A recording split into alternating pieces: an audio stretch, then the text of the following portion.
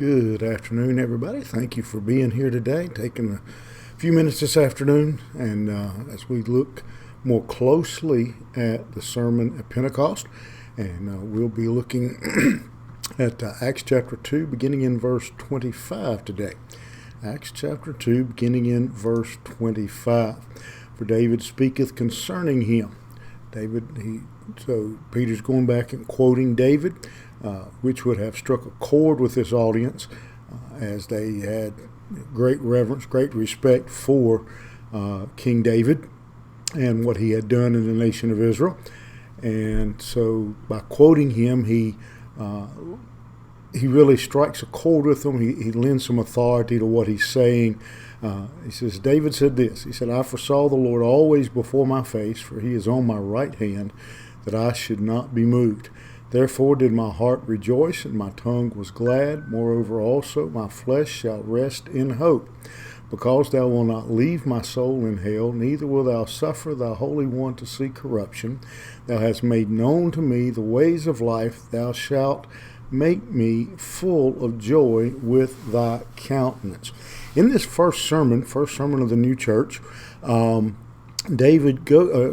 Peter goes back and recalls some of the prophecy of David concerning Jesus. That's what that statement means. For David speaketh concerning him. And what David is talking about here is of the Lord's experience, his time while he was during his earthly ministry. And so during that time, he says, I foresaw the Lord always before my face. He is continuing, even though he is on earth, he is continuing to experience the power, the guidance, the presence of his Father. And he kept his eyes on his Father. You'll remember that over and over again when Jesus was confronted and challenged, his response would be, I have come to do the will of my Father. I need one day to count that, just how many times Jesus made that statement. I have come to do the will of my Father. His mind, his thoughts were focused on his Father, on God, and what he had been sent to do, on his ministry, the will of the Father. And so he was always conscious and aware of the Lord's presence in his ministry. He was never on his own. He was never free-willing. He was never just out doing as he pleased. He was always, the Father was always his focus. He was always on his right hand. He never moved. He was constantly a defender of the Father. That being on the right hand, that's he was there to build up, to uphold the Father, to continue to speak well of him, to be sure that he got the glory, that he was just in that position on the right hand, that he should not be moved.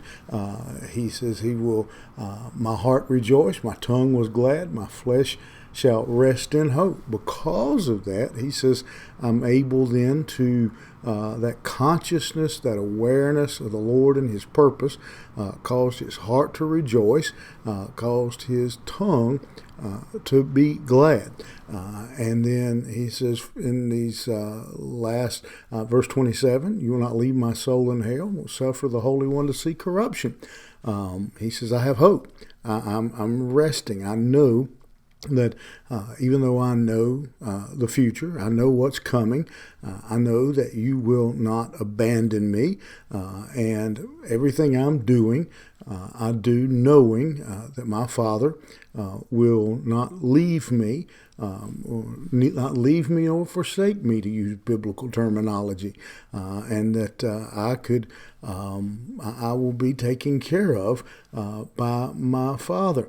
You have made me to know the ways of life. Thou shalt make me full of joy with thy countenance. And so again, he's saying that Jesus' joy was based in his Father, in doing the will of his Father, bringing his Father glory, and uplifting him, magnifying him, was his purpose, and that's where he found his ultimate joy. And so as we look at that, there's some lessons for us, I think, that we see how Christ faced something as of the magnitude of the cross, how he faced his earthly ministry.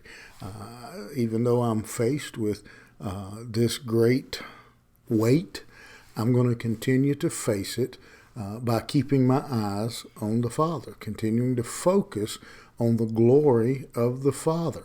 And that gives me joy. The fact that that I know he will not leave me in the tomb. He will not forsake me in that place. That brings me joy, gives me hope to keep moving forward to do the will of the Father. And so we often talk about being like Christ. We encourage Christians. That's what the word Christian means, is to be Christ-like. For us to be Christ-like means that we face the difficulties, we face life with the hope and the joy of the resurrection. First, the resurrection of Christ, because we know our Savior has defeated death, hell, and the grave, and then that we have the promise of resurrection as well, that the grave is not our final place. That's not it's not our end. We often talk about death in those kind of terms. We talk about we lost some so-and-so. They came to the end of their life. Well, we didn't lose them. If they know Christ, we know where they are. It's not the end of their life. If they know Christ, life just began. And so we can face life the same way that Christ did. If he can face the cross with joy and hope because he knows he is content, he is confirmed in his relationship with the Father, his eyes are on the Father, then certainly you and I can face the problems that we face with that same confidence. All right, have a good evening. We'll see you here tomorrow morning.